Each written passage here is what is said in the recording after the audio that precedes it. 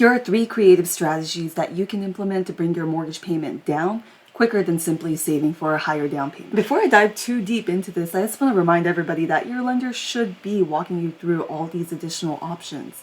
And so if they're not, give me a call. If you're looking to buy in California, you could schedule a call with me on the link below. Or if you're looking in other areas of the United States, then of course I can connect you to one of my team members. But with that said, we'll jump into it.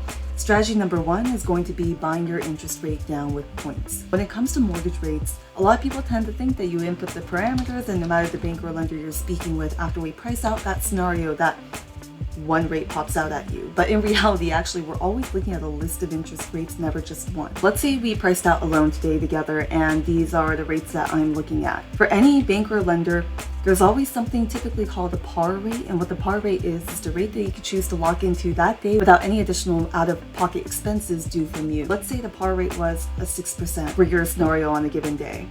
And again, no additional cost due out of pocket from you. Now, you always have the option to lock into an interest rate that's lower than that par rate, but the lower you go from that par rate, there's a higher and higher point cost involved with locking in that lower interest rate. This is also a concept called buying your interest rate down with points. Now, it's not always incremental like this when it comes to the point cost difference between every single eighth of a percentage of rate, but just for a conceptual purpose, typically about a half a point cost will get your rate down eighth of a percentage point or so.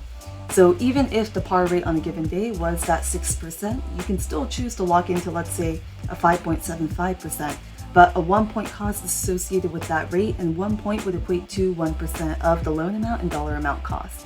So if we're looking at a loan amount of $500,000, then 1 point would equate to $5,000 point cost to buy the rate down. Now, the reason this is one option that, again, it's not necessarily that you have to increase the down payment on.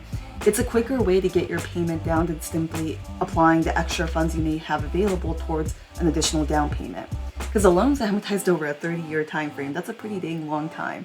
And so a lot of people tend to forget that fact. And if you were to apply $5,000 extra to bring your loan amount down, maybe your payment changes by about $30 a month. But if you were to apply that towards buying your rate down, depending on the day, it could bring your rate down significantly enough to where actually you can bring your rate down by $100 a month. And so that same amount of money could have a much higher impact in these type of optional areas. And any points you do pay at closing, if you do choose to buy your rate down, it is a tax deduction, so that's always a little bonus. Strategy number 2, the other option is going to be buying out your mortgage insurance.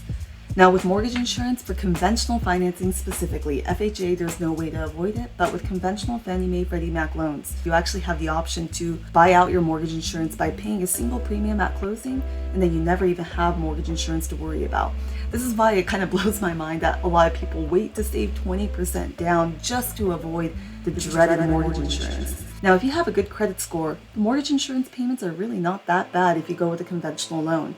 So at a 10% down $600,000 purchase price, this individual had about a 790 credit score and their mortgage insurance payments amounted to about $72 a month. Now, if that same individual wanted to buy out their mortgage insurance, then they have the option to, and if they were to actually move forward with that, to pull up the numbers. I should have had that prepared. So if they wanted to get rid of their mortgage insurance payment, for this particular individual, it would have cost them $3,500 due at closing, and they don't have mortgage insurance at all to ever even worry about. There's a lot of parameters that get taken into the equation when determining how much it would cost for you specifically, but it's typically a percentage of the loan amount. So of course the loan amount plays a role, and also the percentage of down, your FICO scores, and things like that.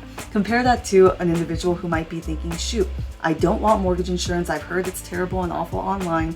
I want to wait to save an additional $60,000 before I buy the $600,000 property, even though right now I could buy with 10% down. Did they know that you could actually just pay $3,500, not an extra $60,000, and not have mortgage insurance? And buying out your mortgage insurance is another tax write-off. Now, lastly, if the payment comfort level is the primary concern, then the third strategy I recommend to look into is going to be something called a temporary buy-down program. There's a lot of different forms of this type of program, but just to give you a quick idea here.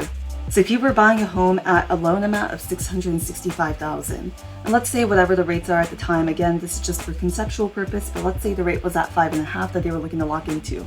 So the temporary buy-down program is paired with a conventional 30-year fixed loan. If you are able to get this negotiated along with your offer, because the sellers do have to pay for this, then what it allows you to do is for the first 2 years of your mortgage, you're going to have significantly lower payments than your actual locked-in payment. So as an example, in this case, this payment is only showing the principal and interest. So of course, no taxes, insurance, or all of that included. So keep that in mind. $3,700 a month is essentially what your payment is locked in for 30 years. Year number one, your payments are as if you're in a rate that's 2% lower than your actual locked in payment. So in this case, if you were locked into a 5.5, you're making payments as if you're in a 3.5% rate. And so for this particular loan amount, that means that the monthly payment savings is about $79 a month. Now, the second year, or the payments would be based on if you had a rate 1% lower than your actual locked-in note rate. So in this case, it would be a 4.5 comparative to the 5.5 that you're locked into. Payment savings amount to about $400 a month. So for those first 2 years, you're able to benefit from having significantly lower payment obligations. So now here's an example of a few different situations where these type of creative structuring options has helped one of my clients in the past. Now I had a client who was looking to purchase around a $600,000 purchase price. But with a 10% down, that means $60,000 towards the down. That would have been pretty much all of the funds they had in their account. And overall, I mean, they were about to have a baby, they have a dog, all these different things. They didn't want to deplete all of their savings just to purchase this one singular property.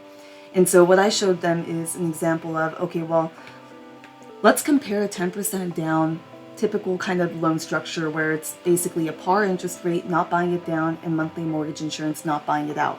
But let's also include a comparison to a 5% down loan structure, but let's actually use some of the funds that you already, that's my dog. But let's use some of the funds you have prepared and you were going to bring in towards the down payment if you were putting that 10% down, and apply it towards buying out your mortgage insurance and buying your interest rate down. Now let's take a look at what that looked like. So if we were to focus in on the 10% down, the total payment with all the estimated taxes, insurance, mortgage insurance included would have been about $4,000 a month.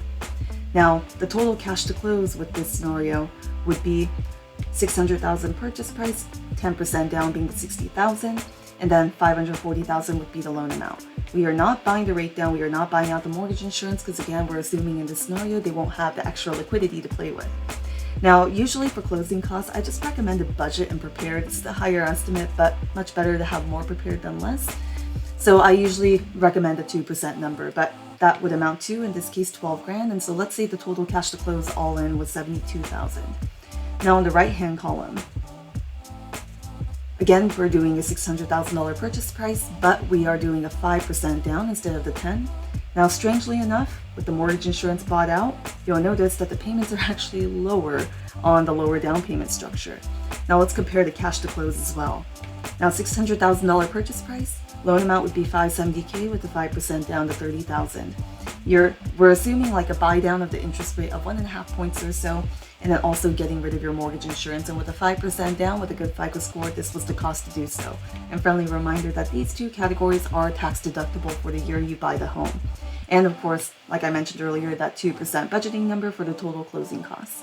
So overall, you're keeping in your pocket roughly about $15,000, and your payment savings are about $120 a month.